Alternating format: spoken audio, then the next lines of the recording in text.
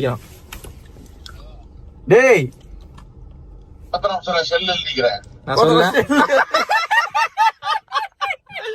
அதுக்குதான் எல்லாரும் எடுக்காம இருந்தான்.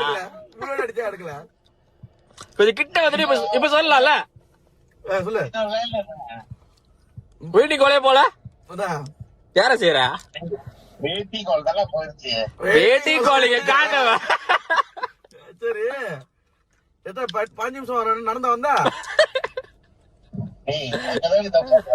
நீ தப்பு பண்ணிட்டடா ஜெய். சரி இப்ப நான் இங்க காத்துக்கிட்டு இருக்கேன். நான் உங்க வீட்டுக்கு கீழே தான் காத்துக்கிட்டு இருக்கிறேன்.